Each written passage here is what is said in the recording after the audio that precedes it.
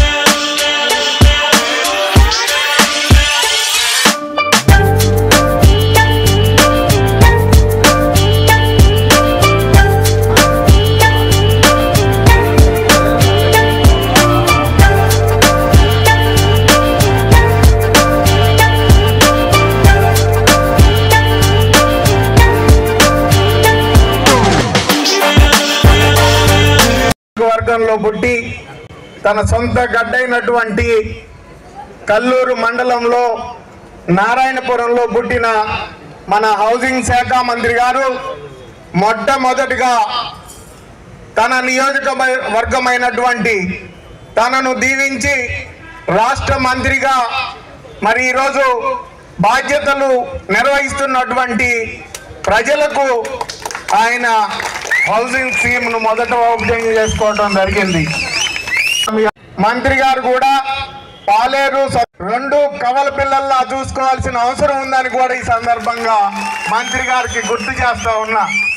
ఎంతో మంది పేదలు మిమ్మల్ని నమ్మి ఈరోజు ఈ రాష్ట్ర ప్రభుత్వం తెలంగాణ ప్రతి పేదోడిని కూడా గుర్తుపెట్టుకొని ఈ హౌసింగ్ స్కీమ్లో మీరు తప్పకుండా ఈ నియోజకవర్గానికి అత్యధిక ప్రాధాన్యత ఇస్తారని చెప్పి కూడా నేను మనస్ఫూర్తిగా కోరుకుంటున్నాను. మన మంత్రి గారు పార్లమెంట్ సభ్యుడిగా గెలిచిన తర్వాత మరి మళ్ళీ కేసీఆర్ గారు ఒకవేళ టికెట్ ఇచ్చుంటే పార్లమెంట్ సభ్యులు అయ్యేవారేమో, కానీ ఆయన టికెట్ ఇవ్వకుండా మంత్రి గారికి ఒక విధంగా మంచి చేశారని చెప్పి నేను అనుకుంటున్నాను. ఈరోజు రాష్ట్రంలో అత్యంత కీలక పదవులు రెవెన్యూ శాఖ కానీ, హౌసింగ్ శాఖ కానీ ఈ రెండింటినీ కూడా బాధ్యతాయుతంగా. ఖమ్మం జిల్లా సత్పల్లి కాన్స్టిట్యున్సీ కల్లూరు మండలంలోని లింగాల్లో ఉన్నాం. సో ఇక్కడ మనకి Telangana irrigation development corporation chairman గారు మువ్వాయి జయబాబు గారు వచ్చారు. ఇక్కడ చాలా మంది ప్రజలు ఉన్నారు. సో ఒకసారి చైర్మన్ గారితో మాట్లాడదాం. నమస్తే అండి చైర్మన్ గారు. ఇప్పుడు మాకు ముఖ్యంగా తెలంగాణ ప్రభుత్వం 10 years తర్వాత ఇల్లు ఇస్తుందండి. సో గ్రామ సభల్లో కొంచెం ఇష్యూస్ అవుతున్నాయి. అది అసలు గ్రామ సభల ఉద్దేశం ఏంటి? ఇది మీరు తెలంగాణ రాష్ట్రంలో కాంగ్రెస్ ప్రభుత్వం అధికారంలోకి వచ్చిన తర్వాత ఈ రాష్ట్రంలో ఉన్న ప్రతి పేదోడికి ఈ రాష్ట్ర పథకాలను అందాలనే ఉద్దేశంతో రాష్ట్ర ముఖ్యమంత్రి రేవంత్ రెడ్డి గారు ఆలోచన విధానంలో కింద మంత్రివర్గం కూడా పనిచేస్తూ ఉంది. మీరు గతంలో చూసినట్లయితే టిఆర్ఎస్ ప్రభుత్వంలో డబుల్ బెడ్రూమ్ ఇల్లు అని చెప్పి ఊరికి 20-30 ఇల్లు కట్టి వాటిని పంచే దగ్గర కూడా ఆ పార్టీ పింక్ కలర్ వేసుకున్న వాళ్ళకి ఈ పథకాలని అందే విధంగా చూశారు. ఇప్పుడు ఈరోజు మనం చూసినట్లయితే హౌసింగ్ స్కీమ్ లో కూడా మంత్రివర్యులు పొంగులేటి శ్రీనివాసరెడ్డి గారు దీని మీద రాష్ట్ర వ్యాప్తంగా ఒక స్టడీ చేసి ఎవరైతే పేదోళ్ళు ఉన్నారో పార్టీలకి సంబంధం లేకుండా 360 degrees లో దీన్ని వెరిఫికేషన్ చేసి ప్రతి పేదోడికి ఇల్లు ఇవ్వాలనేది ఉద్దేశం. దాంట్లో ఈ 5 సంవత్సరాల కాలంలో 20 లక్షల ఇల్లు తెలంగాణ రాష్ట్రంలో ఇవ్వాలనేది మంత్రి గారి దాన్ని మొదటి ప్రాధాన్యత పెట్టుకొని పనిచేస్తూ ఉన్నారు. దాంట్లో భాగంగా ఇప్పుడు ఎంపిక చేసిన వాటిలో ఈ 360 degrees లో కొంతమందికి వాళ్ళు తల్లిదండ్రులు విడిపోయిన తర్వాత ఈ ప్రజాపాలనలో వాళ్ళు ఏదన్నా ఒక అప్లికేషన్ ఇల్లుందా లేదా అంటే లేదని పెట్టుకున్న వాళ్ళకి కూడా కొంతమంది ఉన్నోళ్ళకి వచ్చినాయి. లిస్టులో వచ్చినంత మాత్రాన వాళ్ళకి ఇల్లు ఇవ్వాలనేది ఏం లేదు.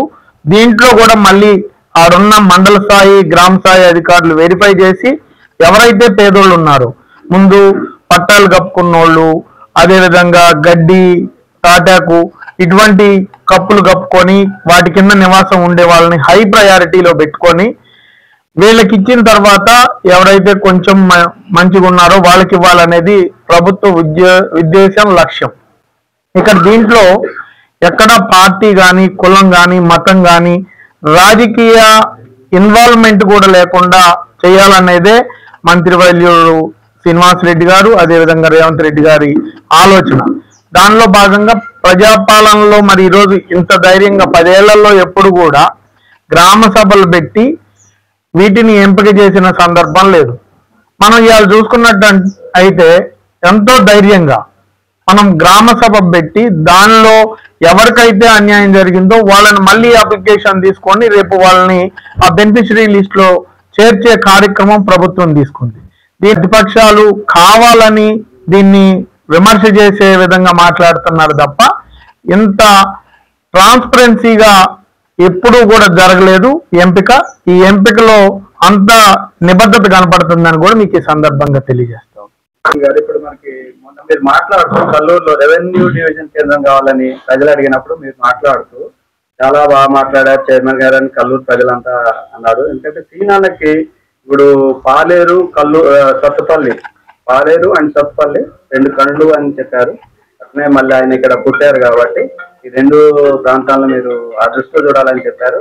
ప్రజలు కూడా చాలా హ్యాపీ ఫీల్ అయ్యారు ఈ స్పీచ్ పట్ల. సో మరి ఆ విధంగా ఏమైనా సమస్యలు ఉంటే ఇప్పుడు మినిస్టర్ గారు అండ్ మీరు చైర్మన్ గారు కాబట్టి అట్నే ఎమ్మెల్యే గారిని సంధానం చేసుకొని మా కల్లూరు అభివృద్ధిలో మీరు కూడా కొంచెం మాకు కొన్ని ప్రాబ్లమ్స్ ఉన్నాయి లైబ్రరీ అని కొంచెం అటువంటి మీరు కూడా తీసుకెళ్లే ప్రయత్నం చేస్తారా? తప్పకుండా. మీరు మంత్రి గారు ఎట్టి పరిస్థితుల్లో పాలేరు సత్తుపల్లి అనేది 2 కళ్ళగానే భావిస్తారు. దాంట్లో భాగంగా పాలేరు ఏ విధంగా అభివృద్ధి చేస్తున్నారో సత్తుపల్లిలో కూడా అభివృద్ధిలో ఎటువంటి ఆలోచన వేరే ఆలోచన లేకుండా పనిచేస్తారనేది కూడా నాకు అవగాహన ఉంది. ఈరోజు మీరు చూసుకున్నట్లయితే కల్లూరు ప్రజలు మున్సిపాలిటీ కావాలని చెప్పి ఎమ్మెల్యే గారు కూడా రిక్వెస్ట్ చేయడం జరిగింది. దాన్ని వెంటనే కల్లూరు మున్సిపాలిటీగా ప్రపోజల్స్ పంపించారు. దీనికి త్వరలోనే మున్సిపాలిటీగా కల్లూరు ఏర్పడింది. అంతేకాకుండా మీరు కాన్కాన్పేట దగ్గర ఆడ రింగు ఇరుకైపోయి యాక్సిడెంట్లు జరుగుతున్నాయి. దాన్ని కూడా R&B శాఖకు చెప్పి దాన్ని వెడల్పు చేసే కార్యక్రమాన్ని కూడా మంత్రి గారు తీసుకున్నారు. ఆయన ఎట్టి పరిస్థితుల్లో కూడా ఆయన మాస్ లీడర్, ఇక్కడ కింద నుంచి వ్యవస్థను చూసి ఈరోజు రాష్ట్రంలో కీలక పదవిలో ఉన్నారు. ఇక్కడ ఉన్న ప్రతి వాడికి న్యాయం చేసే దాంట్లో మంత్రి గారు ప్రత్యేక దృష్టి పెట్టి ఈ సత్తుపల్లి నియోజకవర్గాన్ని కూడా అభివృద్ధి పదంలో నడిపిస్తారని చెప్పి నేను కోరుకుంటా ఉన్నాను. కాలువలు ఉన్నాయి, వాటర్ వస్తున్నాయి కానీ కాలువలు కొంచెం సరిగా వర్క్ చేయకపోవటం వల్ల చిన్న చిన్న కాలువలన్నీ వాటర్ సరిగా ఫ్లోయింగ్ లేదు. దానిపైన కొంచెం మీరు ఇప్పుడు ఈ కాలువలు కూడా ఇట్లా అయిపోయేదానికి కారణం గతంలో పరిపాలించినటువంటి ప్రభుత్వం అని కార్పొరేషన్, ఇప్పుడు మా కార్పొరేషన్ ఉండేది, దీన్ని తీసుకుపోయి ఇరిగేషన్ లో మెర్జ్ చేయటం వల్ల ఇప్పుడు ఈ చిన్న చిన్న కాలువలు, చెరువులు, ట్యాంకులు, చెక్ డ్యాంలు, ఇరిగేషన్ స్కీమ్స్ ని అన్నిటినీ కూడా పడవబడేశారు. వాళ్ళంతా కూడా వాళ్ళ స్వార్థం కోసం కాళేశ్వరం అని, సీతారామ అని వీటిని మొదలుపెట్టి ఎక్కడికక్కడ కమిషన్లు తీసుకునే ప్రయత్నం తప్ప వాటిని కంప్లీట్ చేసి ఈ రాష్ట్రంలో ఉన్న ప్రతి రైతుకి నీళ్ళు ఇవ్వాలనే ఉద్దేశంతో పనిచేయలే.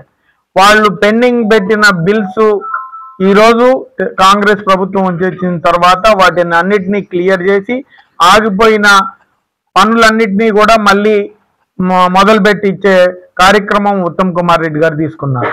కాబట్టి ఇప్పుడు O&M లో పెట్టి ఏవైతే కాలువలు, ఇటువంటి చిన్న చిన్న చెక్ డ్యాములు కూడా ప్రతి నియోజకవర్గంలో 20 నుంచి 30 కోట్ల రూపాయలు శాంక్షన్ ఇవ్వటం జరిగింది. అదేవిధంగా గతంలో సత్తుపల్లి నియోజకవర్గంలో నిర్మించిన లిఫ్ట్లన్నీ కూడా పడవబడిపోయినాయి. వాటన్నిటినీ కూడా ఇప్పుడు మళ్ళీ రీఎస్టిమేట్ చేసి ఎక్కడైతే ప్రాబ్లం ఉందో, చిన్నకోరుకొండలో కూడా మొన్న ఒక లిఫ్ట్ అయిపోతే దాన్ని వెంటనే ఎస్టిమేట్ చేపించి ఈ రెండో పంటకి ఎక్కడా కూడా ఇబ్బంది లేకుండా రైతాంగానికి నీళ్ళిచ్చే కార్యక్రమం తీసుకున్నాం. ఎక్కడా కూడా చిన్న రైతు, సన్నకారు రైతు ఇబ్బంది పడకుండా వాళ్ళకి నీళ్ళిచ్చే కార్యక్రమంలో ప్రభుత్వం వెంటనే అధికారులకు చెప్పి వాటిని క్లియర్ చేసే బాధ్యత కూడా తీసుకున్నామని చెప్పి మీకు ఈ సందర్భంగా తెలియజేస్తాను.